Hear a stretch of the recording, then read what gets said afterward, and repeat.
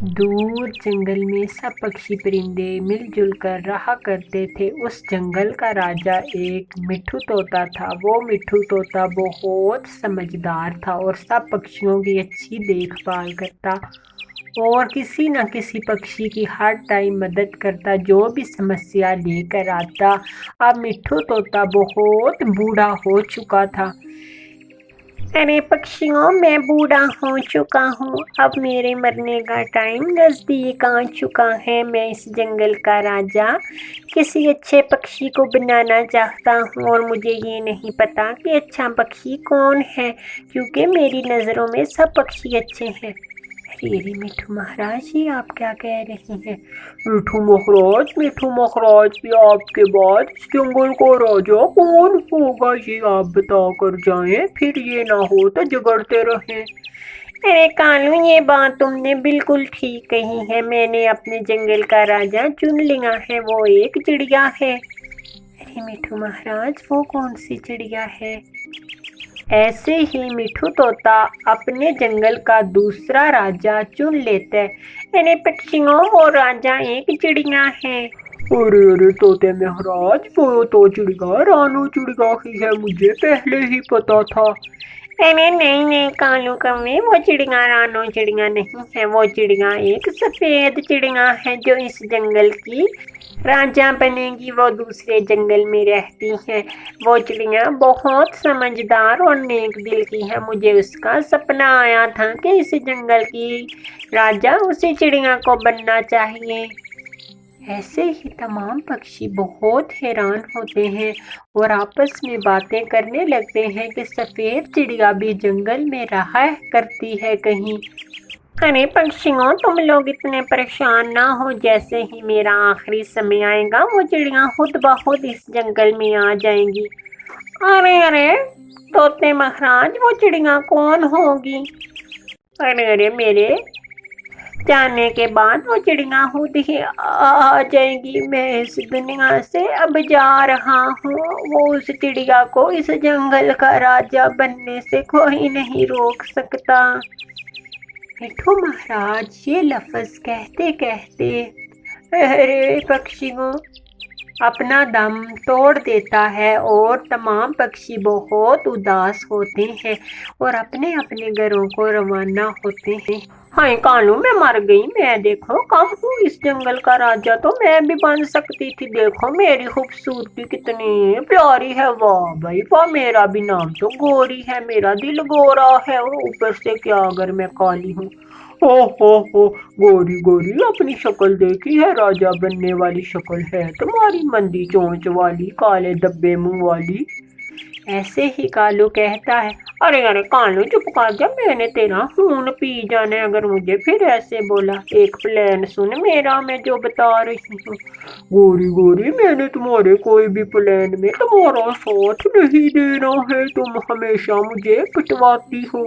ارے میرے سندر پتی کالو، میری مدد کرو، کرپیا کرو کہ میری مدد کرو، تمہاری پتنی اس جنگل کا راجا بنے گی۔ گوری وہ کیسے تم راجا بنو گی؟ بس کالو، چل میرے ساتھ۔ پھر کالو کوا اور گوری کوی دوسری دشا میں چلے جاتے ہیں اور وہ دور ایک گفا کے پاس جاتے ہیں۔ گوری یہ گفا کیسی ہے اور یہ لکڑیاں کیسی ہیں؟ کالو اب میں تمہیں بتاتی ہوں۔ اس چڑیا سفید نے یہاں سے ہی گزر کے جانا ہے، ہم اس کو اس گفا میں قید کر اس کے آگے لکڑیاں لگا دیں گی اور میں جنگل کی رانی۔ ارے واہ بھائی واہ، گوری کیا ہی بات کی ہے تم نے۔ تمہاری پتنی گوری جو ٹھہری۔ پھر کالو کوا اور گوری وہاں سے چلے جاتے ہیں۔ گہری رات ہو جاتی ہے اور گوری تو گہرے خیالوں میں گم تھی۔ گوری اب تم سوچو، اتنا بھی گہرا خیال اچھا نہیں ہے تمہارے لیے۔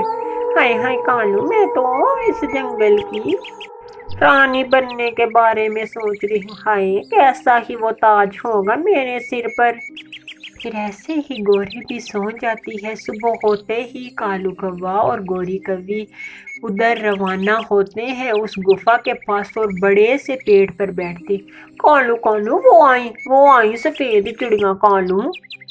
ایسے ہی وہ سفید اور سنہری چڑیا آ جاتی ہے جو دل کی بہت اچھی تھی۔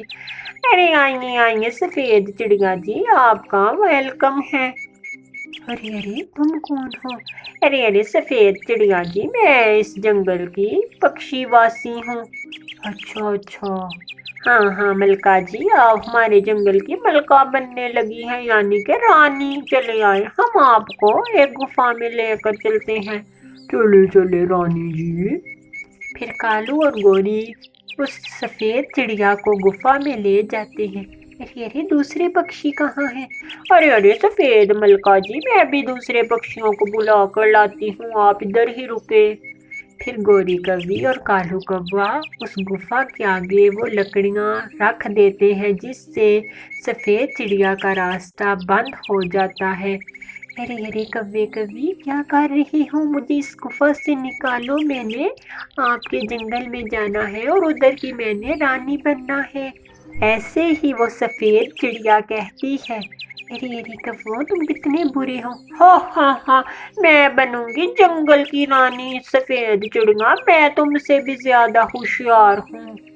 پھر وہ سفید چڑیا کو گفا میں ہی رکھ کر آ جاتے ہیں۔ کالو اب مجھے رانی بننے سے کوئی نہیں روک سکتا۔ ارے واہ بھائی واہ گوری، تمہاری تو کیا ہی بات ہے، میں تمہارا راجا اور تم میری رانی۔ ہاں کوے، چلو اب چلے، رات ہونے والی ہے۔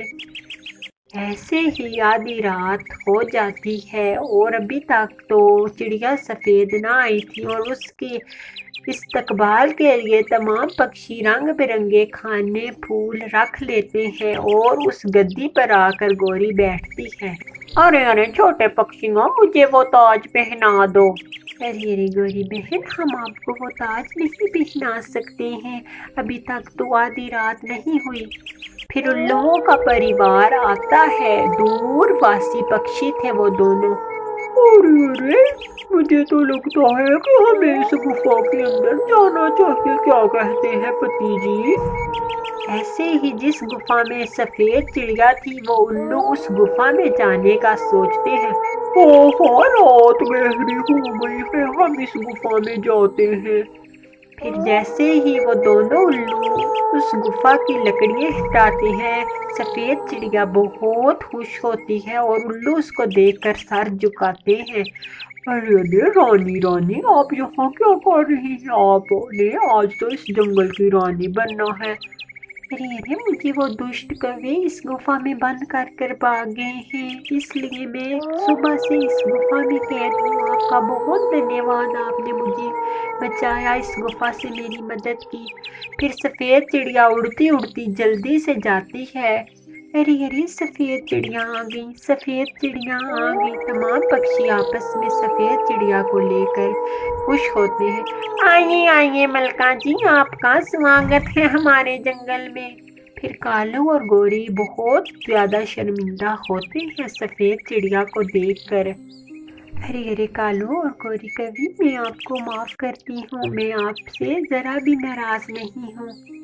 ایسے ہی کالو اور گوری کو اپنی غلطی کی بہت زیادہ شرمندگی ہوتی ہے اور پھر سفید چڑیا اس جنگل کی رانی بن جاتی ہے۔ پیارے دوستوں، اس کہانی سے ہمیں یہ سیکھ ملتی ہے کہ ہمیں ہمیشہ اچھا کام کرنا چاہیے اور ہر ایک کی نظروں میں اچھا بن کر رہنا چاہیے۔ اگر آپ کو ہماری آج کی سٹوری پسند آئی ہو تو ہمارے چینل کو سبسکرائب کرنا نہ بھولنا۔